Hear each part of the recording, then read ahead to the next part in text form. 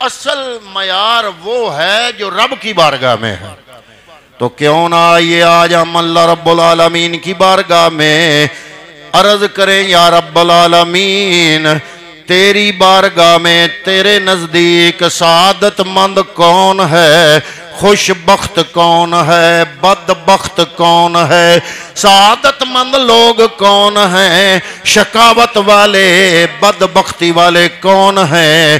اللہ رب العالمین نے سعادت مند خوش نصیب لوگوں کا بھی ذکر قرآن مجید میں فرما دیا، بد نصیب لوگوں کا ذکر بھی فرما دیا.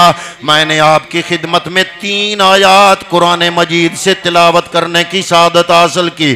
سورہ ہود کے اندر آیت نمبر 106 107 108 یہ میں نے تلاوت کی. اللہ رب العالمین نے بالتفصیل سعادت مند لوگ اور بدبخت لوگ ان کا ذکر فرما دیا. آئیے دیکھتے ہیں رب کی بارگاہ میں بدبخت کون ہیں. تو سورہ ہود کی آیت نمبر 106 میں فرمایا فَأَمَّا الَّذِينَ شَقُوا فَفِي النَّارِ لَهُمْ فِيهَا زَفِيرٌ وَشَهِيقٌ.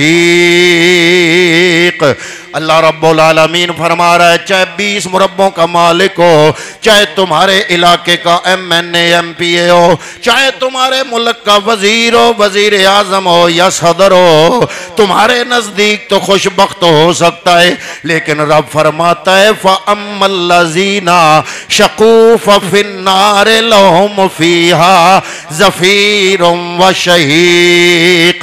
فرمایا رب کی بارگاہ میں بدبخت وہ ہے جو کل قیامت کے دن جہنم کے اندر ہوگا اور جہنم میں وہ چیخ اور چلا رہا ہوگا خالدین فیہا ما دامت السماوات والارض الا ما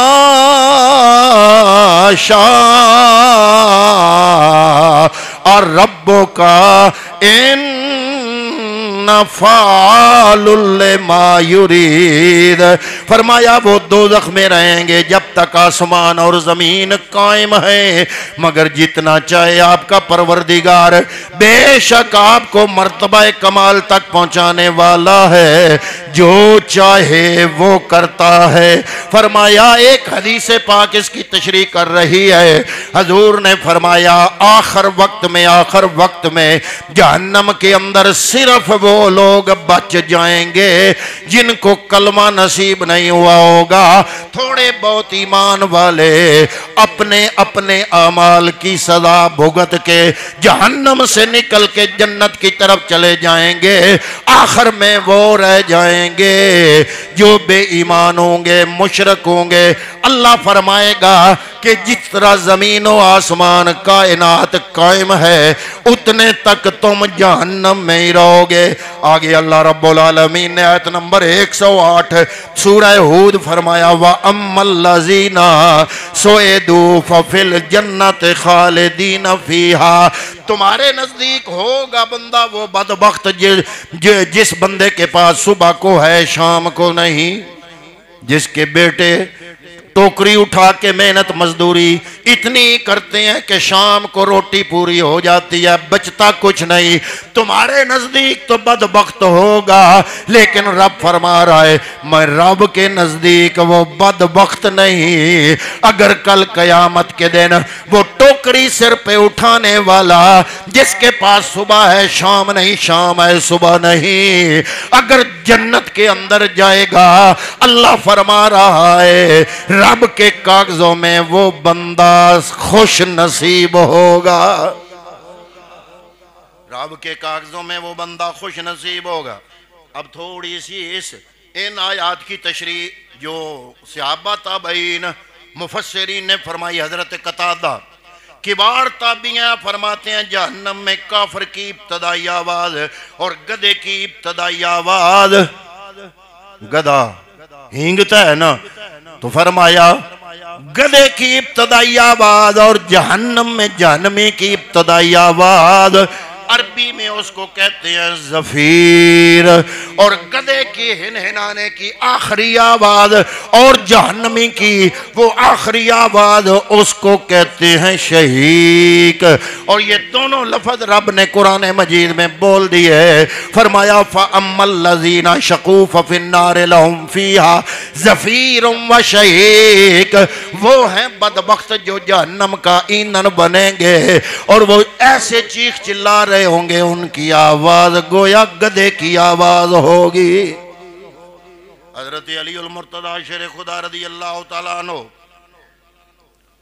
آپ ایک روایت بیان فرماتے ہیں کہ مدینے میں ایک مسلمان کا انتقال ہو گیا، ہم نماز جنازہ ادا کرنے کے لیے جنت البقیع کی طرف گئے، سامنے دیکھا تو آگے پیغمبر اکرم 1.25 لاکھ نبیوں کے سردار، کائنات کے تاجدار، ہاتھوں میں چھڑی ہے، آپ پہلے سے موجود ہیں۔ ہم جناب آپ کے ارد گرد اکٹھے ہو گئے، حضور نیچے بیٹھ گئے، اپنے ہاتھوں میں جو چھڑی تھی اس چھڑی سے زمین پر لکیریں لگا رہے ہیں، جیسے آپ کسی خیال میں مگن ہو، گہرے خیال میں ہوں تو ہاتھوں میں کوئی چیز ہو، زمین پہ بیٹھے ہوں تو ہمیں آڑی ترچھی لکیریں لگاتے ہیں، دماغ کہیں اور سوچ رہا ہوتا ہے۔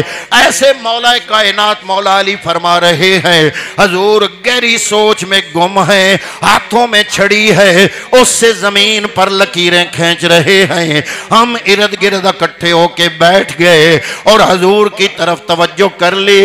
اچانک پیغمبر اکرم نے سر مبارک اٹھایا، حضور نبی کریم صلی اللہ علیہ وسلم نے فرمایا، مولا علی کی روایت ہے بخاری شریف اور مسلم شریف میں موجود ہے، حضور نبی کریم نے فرمایا، حضور نبی اکرم صلی اللہ تعالیٰ علیہ وسلم ارشاد فرماتے ہیں، کوئی بھی جان اس وقت تک کسی بدن میں نہیں ڈالی گئی جب تک اس کا ٹھکانہ لکھ نہیں دیا گیا کہ یہ جہنم میں جائے گا یا جنت میں جائے گا۔